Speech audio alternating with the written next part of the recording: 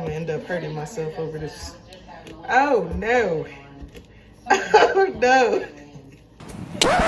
Yep, that's me. You're probably wondering how I ended up in this situation. Alrighty, guys, let's get right into it. So, as you can see, I am fighting for my life already. I work at a YMCA and we basically did a pumpkin painting activity, and I had the bright idea to come home and make all of the kiddos pumpkin seeds. Mind you, there was about 10 whole pumpkins there, and I decided that I wanted to make these seeds for these kids. So come along with me on this journey and just watch all of the craziness that occurs.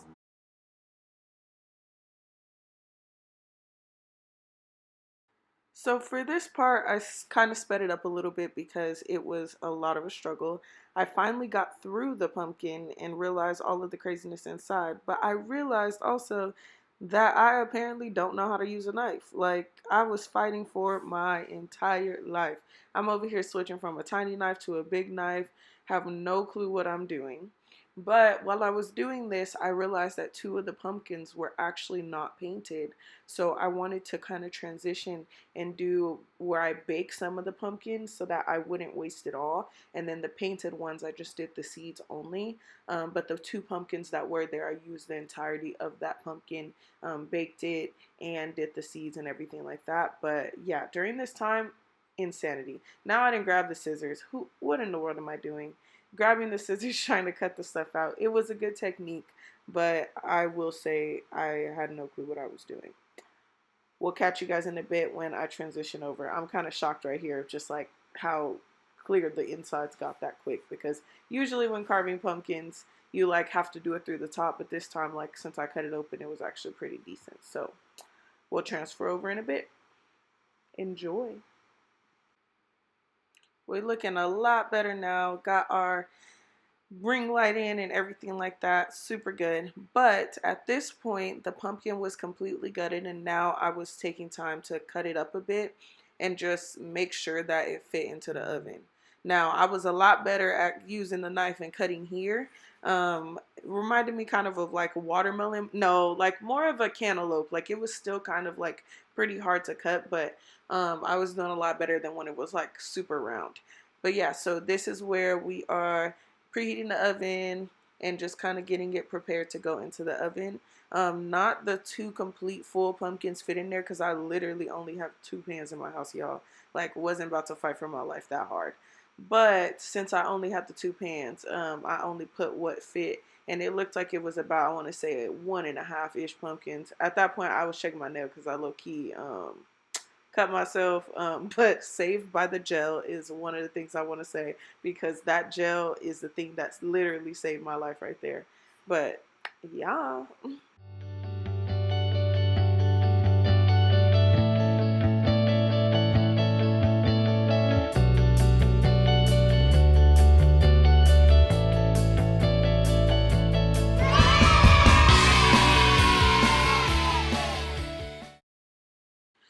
So right here is where I start to transition. Those are the seeds that came from the first two pumpkins, but these are now the ones that all are painted. So these will only be used for the seeds.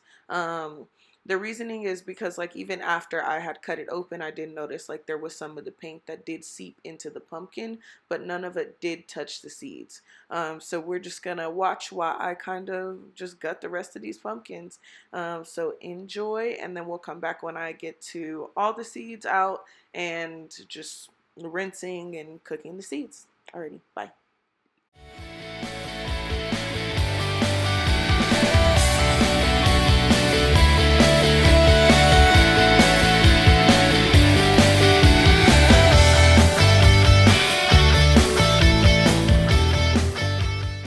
So for this pumpkin in particular, when I opened it, I kind of noticed something that was a little bit off with it. This is me kind of inspecting. It didn't look rotten or anything. It looked kind of like just more discolored on the inside. So this is me kind of stank faced, not knowing what in the world is going on. But when looking at all of the seeds, it looked like everything was still fine in that term, and the pumpkin still looked pretty colored. So I continued on and we went straight to the seeds. But yeah, other than that, this pumpkin looked good. It looked like it could even be cooked and everything like that, but it just, I don't know. I'm not used to pumpkins, so this was a bit off for me, I can say.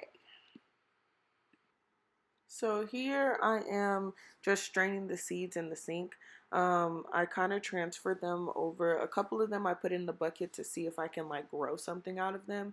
But I kind of scooped it out of the big pan, rinsed them out in the strainer, and then put them into the other ones so that there's no pumpkin chunks. Well, yes, I was not perfect at it, but like, it did what it did. As you can see, they're pretty bright, and all the chunks I just put down the sink or into the trash, depending on how big or little they were.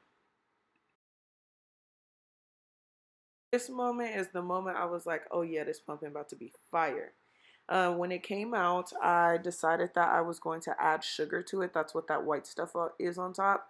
I did not show you guys the peeling process just because that was pretty brutal. But I peeled off all the skin. It came off pretty easily. It was just pretty hot. But yeah, so I kind of grinded it down. It reminded me of sweet potatoes, so I just went that route and just added sugar. I can do more with it later, but that's the plan for right now. Hey guys, so it's the next day. Went to the gym, showered, did all that things. It's about 8 o'clock, and now I'm just eating some of the pumpkin puree. It's not even pumpkin puree. I baked the pumpkin, added some sugar, and it reminded me of sweet potato, so I kind of saved that. Eating some of this, and then gonna get back to the pumpkin seeds. I left them sitting overnight in salty water like it asks. But my thing is, I didn't even have normal salt. I had like the pink salt that you have to like stir. It was hot. But yeah, you had to like stir it. So, I mean, not stir, like grind it. So I'm sitting there trying to grind it in like Hot Mess Express. The water is salty and like it seems like it's gonna work. I'm gonna make a big batch of just like normal salt because some kids have like never even had a pumpkin seed. And then I think I'm gonna do a little batch of like tahini and lime just because I have a little extra. And my kids, when I tell you, they love spicy and everything in between. So we're gonna do that. This is decent, but I think my brain was hyping it up yesterday because of all the work that went into it. But today, it's okay. It's a vegetable. Probably gonna eat some dino nuggets after. Not gonna lie to you. But stay tuned to see. So here are the seeds. They are currently still in the salted water. I left them in the fridge overnight just to make sure. The way I'm gonna do it is just straight up strain it and put it directly onto the thing. There's still some of the pumpkin pieces in here, but it said on the thing, like on TikTok, it said that it's okay. Just because those pieces will just get crispy and then be around it. But yeah, I don't know how thin of a layer I gotta go, but like there's a lot of seeds and I only got 2 pans in this house. So we're gonna have to make this work. I was looking at this because there's still a stringy on here.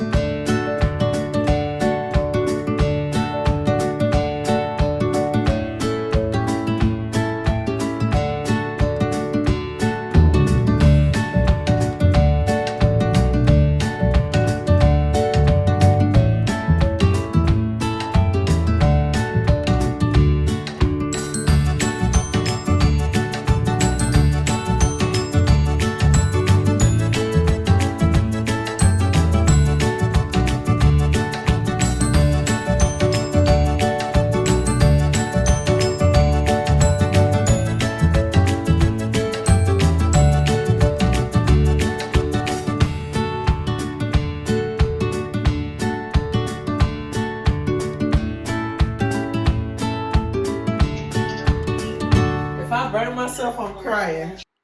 So I was obviously scared of the heat of the oven, but I was just taking all the seeds out the oven, kind of scraping them in. Those are the other ones, and then these are the typical salted ones.